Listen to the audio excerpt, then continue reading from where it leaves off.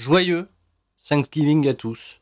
Je sais pas si vous fêtez Thanksgiving, mais en tout cas, WWE, ils ont fêté Thanksgiving dans cet épisode de SmackDown qui s'est tenu dans la nuit du vendredi 26 novembre au samedi 27 novembre. Depuis Greensboro, une bataille royale. Ils ont l'occasion de s'entraîner. C'était au Survivor Series pour déterminer un aspirant numéro 1 au championnat universel de Roman Reigns. Les noms des participants seront bien entendu annoncés pour un peu plus tard. Un décor magnifiquement planté, des fans de Michel Beaujolais au premier rang. L'occasion pour moi de vous rappeler que jusqu'au 30 novembre, c'est également le Black Friday sur la chaîne CCL Catch dans la boutique. 15% de réduction sur tous les articles, valable jusqu'au 30 novembre, profitez-en. Et quant à moi, vous le voyez, je suis chaud comme une bouillotte à l'idée de voir ce nouveau SmackDown et les nouvelles directions pour construire, notamment le mois de décembre, et un pay-per-view qui s'en vient bien tard, le 1er janvier, à savoir WWE Day One. Bon, et ben on y va, on est parti, on accueille dans le ring sans plus tarder Kayla Braxton. Grand moment pour notre rayon de soleil préféré. Elle accueille les fans de Greensboro et nous révèle que les rumeurs de levée de suspension de Brock Lesnar font bon train, et elle aura pas le temps d'en dire plus parce que tout de suite on a la musique du gros chien. Le chef tribal, il a à peine entendu le nom de Brock Lesnar qu'il était déjà dans les starting blocks, dans la Gorilla Position, prêt à dire à Vince vas-y balance ma musique.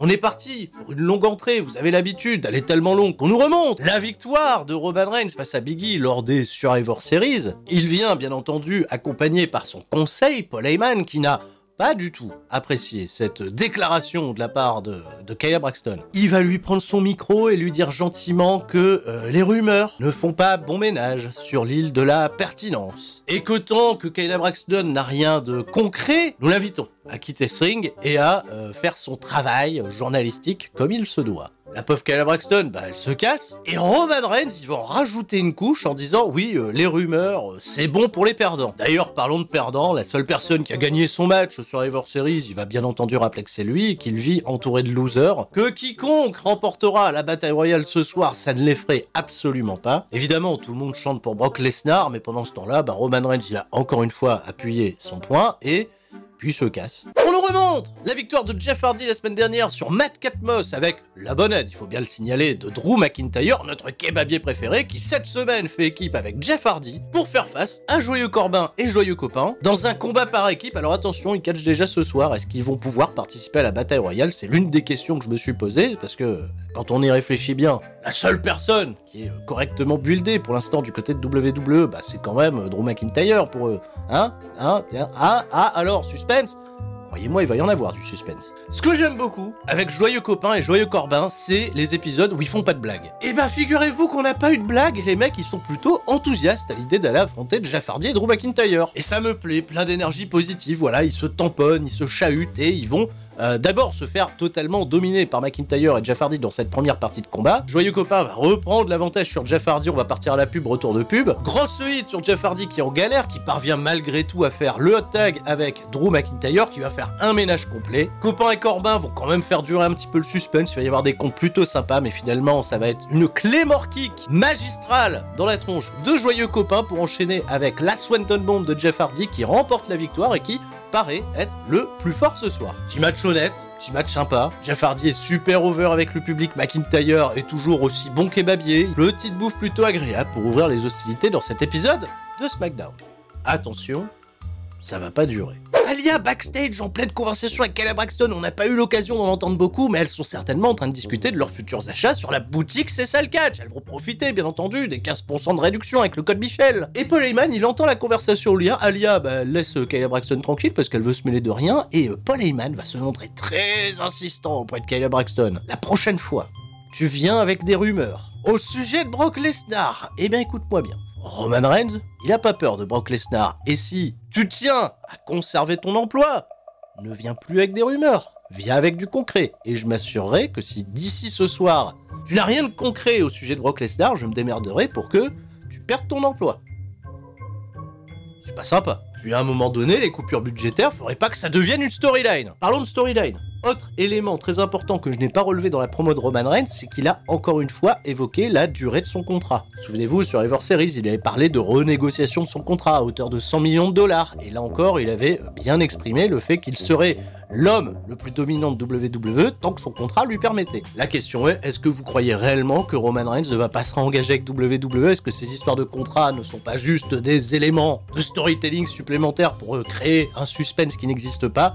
Vos réponses sont bien entendu les bienvenues en commentaire. Le Celtic Warrior, Sheamus fait son entrée, mais c'est pas lui qui catch, figurez-vous, c'est son pote Ridge Holland. A donné une entrée plutôt à Ridge Holland. On nous remonte la semaine dernière, Ridge Holland qui a coûté la victoire à Cesaro pour permettre à Sheamus de se qualifier au Survivor Series. Alors ce soir, Ridge Holland fait face à Cesaro pour ses débuts à SmackDown. Ce qui peut être assez intéressant, surtout qu'il affronte un catcheur qui est plutôt aguerri, et dont malheureusement WWE ne sait pas quoi faire, le pauvre Cesaro. 2 minutes 45, c'est assez regrettable qu'on en ait si peu vu avec un Ridge Holland, oui, qui est capable peut-être de faire des choses intéressantes dans le ring, mais comment juger en si peu de temps, surtout que même Cesaro qui a remporté la victoire, et oui, il a remporté la victoire, super les débuts de Ridge Holland, sur un roll-up, il a même pas fait son catch Cesaro, il y a même pas eu les big swings, il y a pas eu les moves de Cesaro, les trucs qui nous éclatent, c'était 2 minutes 45 totalement lambda, qui vont juste te permettre d'alimenter un feu qui ne brûle pas véritablement encore, avec un Ridge Holland qui aura eu des débuts particulièrement... Mais... Cela dit, Sonya Deville et Adam Pearce, ils ont regardé ça backstage avec pas mal d'intérêt, ils sont interrompus par Drew McIntyre, notre kebabier, qui nous dit pour Thanksgiving, vous savez que je peux vous faire un excellent kebab de dinde. J'ai entendu parler de la bataille royale pour tout à l'heure et j'aimerais savoir si mon nom est bien retenu pour y participer. Adam Pearce, Sonya Deville, ils se prononcent pas. Ils sont quand même bien cons. Le kebabier, il est invaincu depuis qu'il est à SmackDown, faudrait peut-être lui donner une opportunité de gravir les échelons. Bon, voilà. Visite de Tchekhov pour le suspense de cette bataille royale. Oh là là. C'est l'heure de retrouver Rick Boogs, qui nous introduit d'une main de maître le champion intercontinental Shinsuke Nakamura. C'est sa musique, c'est lui qui fait son entrée, c'est pas lui qui catch. Mais non, parce que là tout de suite c'est Rick Boogs qui va faire face à Angel Garza. Mais oui, il est là, dans un Thanksgiving Leftover Throwdown match. Qu'est-ce que c'est que ça? Ils sont partis à la pub, retour de pub, on a tout de suite compris. Le principe du match, c'est les restes de Thanksgiving, ce qui n'a pas été bouffé. Ils ont installé, comme la tradition l'exige, bien entendu, des tables à l'extérieur du ring avec de la bouffe, mais c'est pas des restes. On a le saladier de carottes râpées, on a le saladier de maïs, et qu'est-ce qui se passe? Il y a des disqualifications, il n'y a pas de disqualification? On sait pas. Parce que Boogs et Angel Garza, ils vont faire un match de catch, tout ce qu'il y a de plus lambda, et quand Rick Boogs, il était en contrôle sur le match, tu sais ce qu'il a fait, Cario? Eh ben, il a pris la guitare de Boogs, il a commencé à jouer n'importe quoi. Nakamura, il est arrivé, il lui a mis une balayette, le mec est passé à travers la table, ce qui a créé une distraction pour permettre à Angel Garza de remporter la victoire et de relancer son momentum dans l'idée peut-être un jour d'affronter Nakamura pour le titre, et ça on sait pas. Mais voilà, WWE qui respecte ses traditions, on s'amuse avec la bouffe, et on rappelle qu'un petit peu plus tôt dans l'année, toujours peut-être en lien avec ces fameuses coupes budgétaires, il n'y a plus de cantine backstage, il n'y a plus de cantine. Désormais les mecs font de la bouffe pour qu'on la mette près du ring. Voilà. Pour jouer. On nous remonte les meilleurs moments du combat entre Charlotte Flair et Becky Lynch au Survivor Series, avec bien entendu une Becky Lynch qui remporte la victoire en grugeant. Charlotte Flair va venir s'adresser à nous dans un tout petit instant, mais avant ça, on nous rappelle qu'il y a cette fameuse bataille royale du Black Friday pour déterminer un nouvel aspirant numéro 1 au championnat universel de Roman Reigns. On ne connaît toujours pas les participants, et Kayla Braxton, backstage, elle intercepte Adam Pearce, et elle lui demande s'il a entendu parler de ces rumeurs, laissant Brock Lesnar revenir dans la compagnie, le lever de suspension. Adam Pearce, ça devrait être le premier au courant. C'est lui qui l'a suspendu. Et là, je sais pas ce qu'ils ont foutu en termes de prod. Adam Pearce, il s'est mis à réfléchir et on nous remonte Brock Lesnar qui fout le bordel et qui démolit Adam Pearce, qui conduit bien entendu à son exclusion. Puis on revient sur un plan avec la gueule de Adam Pearce, genre c'est lui, tu vois, qui réfléchissait. Genre il a eu un flashback. Et Adam Pearce se tourne vers Kayla Braxton, dit qu'il n'est pas responsable de cette décision, si elle existe. Il trouve ça, cela dit, déplorable qu'au vu des agissements de Brock Lesnar, il soit aussi vite réintroduit. Et qui décide? Est-ce que c'est Vince McMahon? Est-ce que c'est la chaîne de télévision? À quoi ils servent? C'est le General Manager. On n'en peut plus. Ça marche pas. Je comprends rien. Mon Charlotte Flair dans le ring, elle se fait chier. Je peux commencer ma promo? Même pas, parce que c'est Michael Cole en fait qui l'interview. Alors, t'as perdu au Survivor Series, c'est pas top top. Et hop. Charlotte Flair, elle remet les choses dans le contexte. Vous avez tous vu Becky Lynch. Elle a triché. Parce que même au terme de ce match, elle a reconnu que j'étais supérieur à elle. À quoi ça sert?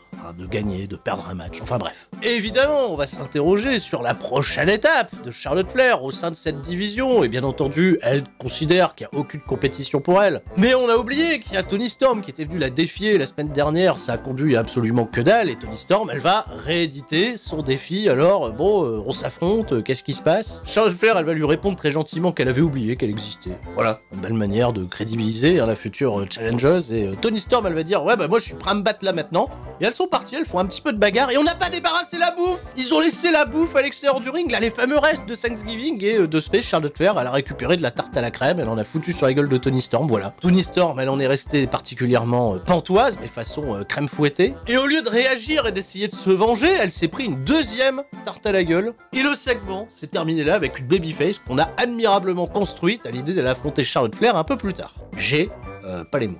Restons dans la division féminine, on nous remontre la défaite de l'équipe de SmackDown au Survivor Series avec toute l'équipe qui s'était retournée contre Sasha Banks. Plus tôt dans la journée, Sasha Banks, elle a été trouvée Sonya Deville, elle fait « C'est toi qui as fait l'équipe, j'étais censé être la capitaine et t'as vu ce qui s'est passé ?» Et Sonya Deville, elle fait « Ouais bah c'est ton problème. Si t'as des affaires à régler, si t'es pas contente, ce soir on fait toi et Naomi contre Natalya et Shayna Baszler parce qu'il faut bien qu'on les occupe. » Sasha Banks, elle provoque Sonya Deville en disant qu'elle est bien contente de se planquer derrière son costume. Ouais mais le costume de Sonya Deville fait que en réalité c'est elle le boss et pas Sasha Banks. Punchline incroyable, on est en plein rap contenders. Attention, Sasha Banks, Sonya Deville, quand est-ce qu'elle catch? Elle tease autant son retour, on n'en sait rien. On nous rappelle que Xia Li, elle a toujours pas trouvé le chemin pour se rendre à SmackDown. Mais on nous fait patienter avec les vignettes, là, les bandes dessinées, avec une brute qui terrorisait son petit frère au collège. Elle a été lui casser la gueule parce que c'est le protecteur, elle arrive bientôt à SmackDown. Est-ce qu'il va falloir attendre le nouvel an chinois? Ça je ne sais pas. Mais pour l'instant, pas de protecteur à SmackDown, on est parti, match par équipe. Naomi Sasha Banks contre Natalya Shayna Baszler, à votre avis comment ça va se terminer? Mais déjà, ça a duré 10 minutes. Vache,